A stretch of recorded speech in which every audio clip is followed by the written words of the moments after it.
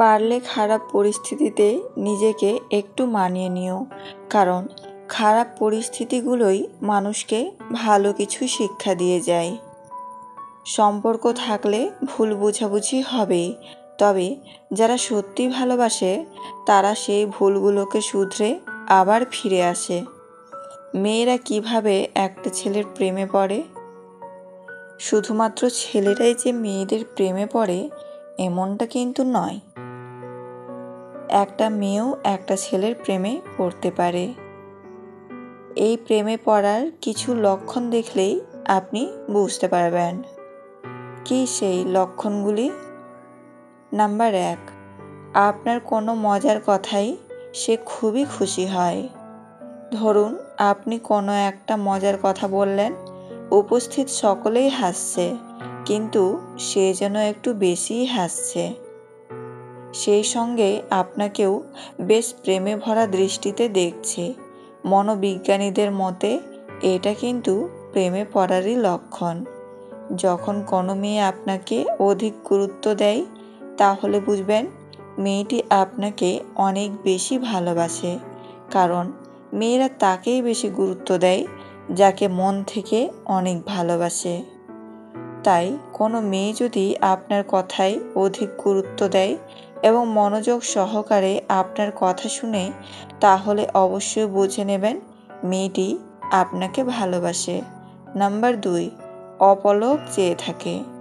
কোনো মেয়ে যদি আপনার দিকে অপলক চেয়ে থাকে, অন্য কেউ কিছু বললেও তেমন গুরুত্ব না দেয়, কারণ তার সম্পূর্ণ মনোযোগ আপনার দিকে, অনেক ভিড়ের মাঝেও যেন তার চোখ শুধুমাত্র আপনাকেই খুঁজছে, আর তার সেই চাহনির মধ্যে যদি একটা ভালোবাসা থাকে, তাহলে বুঝবেন মেয়েটি কিন্তু আপনার প্রেমে পড়ে গেছে। নাম্বার 3, সব সময় আপনার কাছে আসার অজুহাত খোঁজে। কোনো মেয়ে যদি আপনাকে সত্যি ভালোবাসে তাহলে আপনার কাছে আসার জন্য, একসাথে সময় কাটানোর জন্য আপনার সাথে বারবার দেখা করার অজুহাত খোঁজে। আপনার সাথে একান্তে দেখা করার জন্য জেদ করবে, তাহলে বুঝবেন মেয়েটি আপনার প্রেমে পাগল।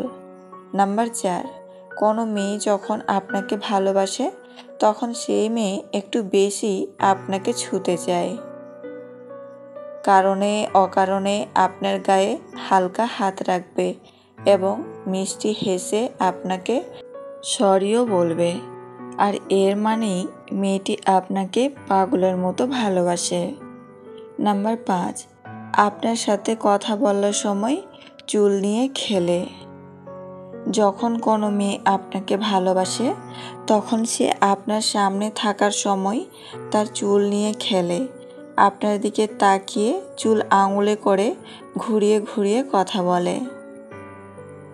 সে যদি আপনার সামনে এমনটা করে তাহলে বুঝবেন মেয়েটি কিন্তু আপনার সাথে প্রেম করার জন্য একেবারেই 100% রাজি। কথায় আছে, মেয়েরা যতই আপনাকে ভালোবাসুক সেটা সরাসরি না বলে আকার ইঙ্গিতে বোঝানোর চেষ্টা করবে। ভদ্রতার মুখোশ পরে থাকা মানুষগুলো স্বার্থের টান পড়লেই খলস থেকে বেরিয়ে আসে, অথচ এদেরকেই কিনা আমরা সবচেয়ে বেশি বিশ্বাস করি, সম্মান করি আর সবচেয়ে বেশি ভালোবাসি। তুমি যার মন রাখতে পারবে তার কাছে তুমি ভালো, আর যার মন রাখতে পারবে না তার কাছে তুমি খারাপ। অসৎ আনন্দের চেয়ে পবিত্র বেদনা ভালো। মেনে নিলেই শান্তি, মনে নিলেই অশান্তি।